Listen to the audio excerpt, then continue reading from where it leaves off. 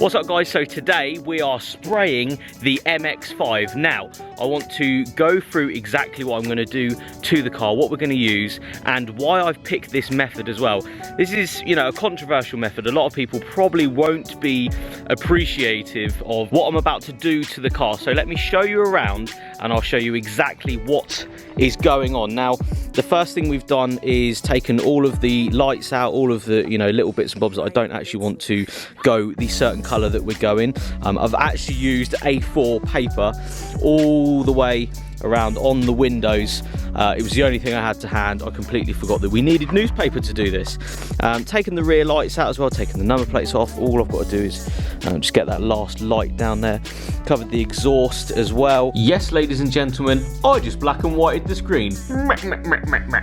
I'm actually going to change the wheels in this video as well, so these wheels can have as many spray marks as they fancy on them, because reality is the tyres are completely dead on them as well. And if I was going to come and put them back on the car, I would probably spray the wheels up before I actually put them back on the car. Now, what are we going to use? That's the biggest thing. What are we going to use?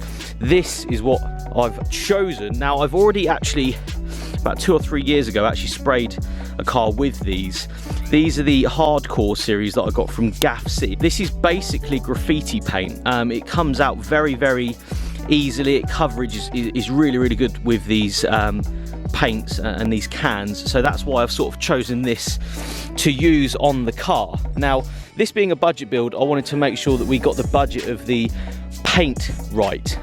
You can get around 12 to 15 cans, about 60 to 70 pounds for these, depending on where you live, you know, postage and all that sort of stuff, and depending what colour you get. The colour we're actually going today, basically, I think it could look pretty good with the shape of the car. Obviously, there is other things I want to do. That's my big, just as a bit of wind takes that bit, we'll take that in a minute. But yeah, the biggest thing for me is I wanted to do this on a budget and be able to go back and spray bits as I do other things to the car. I want to wide arch it, I want to put, you know, other bits and bobs on it, but the base of the car I wanted to actually spray one whole colour and then be able to go back and spray other bits as well. And reality is I've already done that sort of thing, you know, that style of spraying and then coming back, putting arch on it and spraying again with these paints. So insert slow-mo of me spraying up the MX5. I'm so excited for this.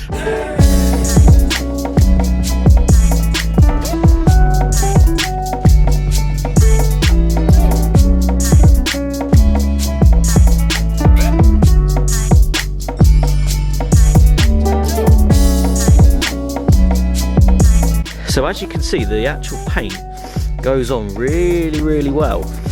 It actually goes on. I've been dusting parts and sort of trying to work out what would be best to actually get the best coverage on this. My general consensus is if you are spraying just like this, you actually get a better coverage with these cans. Whether you get, you know, same sort of coverage with other cans is another matter. But in my opinion, I think you're actually better off just literally spraying the car like that. Obviously going over it with a bit of time and care in the parts that are quite patchy, but as a general sort of start, just starting on this rear panel, looking pretty good. Coming around the car has started to sort of dry in patches, just looking quite patchy at the moment. Obviously we will go back over it once we sort of know, but I'm actually really happy with this wing mirror. Literally shot it once and it seems to have taken to the paint really, really well. Obviously that's with no lacquer either. That's coming out pretty well. Obviously the rear still needs to be done. The door's coming out quite well. Still quite patchy here where it's drying and stuff, where I've just done it. I'm loving the colour. Obviously we'll try and do all of the shuts and stuff as we go. But coming around, obviously the patchiness again, because it's still drying.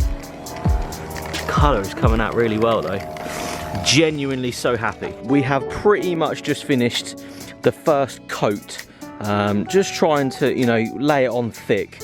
I know the comment section is going to be very, very alive with people, you know, saying certain things about what I'm doing to this little car, but what you got to remember is this is a budget build. I'm trying to keep it on a budget, and if I can show you guys that, you know, you can respray your car for a laugh with a couple of your mates, if, you know, say all in around 100 quid for this one, then I think that's what it's all about. That's why I bought this car, and I wanted to sort of test out this theory as well. If you could put, you know, 100 quid into respraying your car, and something a little bit different colour-wise to, you know, the rest of the cars that you see on the roads. Now, my other thing is that we actually got a sparkle to put in on top of the. We've done, you know, the first sort of, I wouldn't say a base coat, but we've sort of tried to get it on quite thick with the first initial coat. I did find out that, you know, method that you would usually do with a gun isn't really the best with this, I don't think. Laying it on thick, it actually seems to just go a lot better. Obviously it's still drying, so that it's very patchy still, but still very happy with the sort of coverage. We've only used about 5 or 6 cans as well, and we've been able to go right around the car, getting it nice and thick, you know, sort of into the shuts and stuff. So yeah, that's the first coat on. We're going to leave it to dry for, you know, 15-20 minutes or so. Again, none of us are professional painters. We're just, you know, trying this out, seeing what it's like, having a good laugh as well. Now we're going to put another coat on in about 20 minutes time, and then leave that to dry again for another 20 minutes. Put a bit of sparkle on top, hopefully, and then I actually have cans of lacquer. Whether I actually lacquer it or not, depending on how good the sparkle is, because the sparkle has a bit of lacquer in it as well.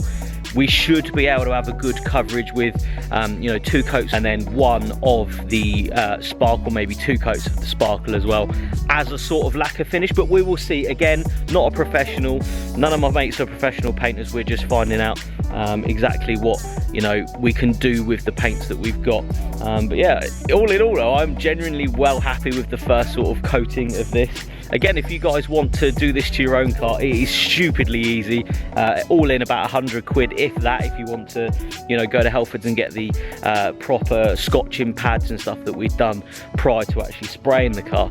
But yeah, it's just a good laugh, that's what it is. Now, the next step after the second coat is actually applying this that I bought from Halfords. It's a glittery spray paint. Now I actually wanted sort of all glitter with a lacquer finish on top, so that's what we're trying to get, you know, the desirable sort of paint that you would get on a professional spray job. Not that saying this is as professional, but that's what we're going to put over the top of it. Should come out pretty well. I think it'll give the car a bit more of a depth as well between, and then the glitter and then a lacquer finish.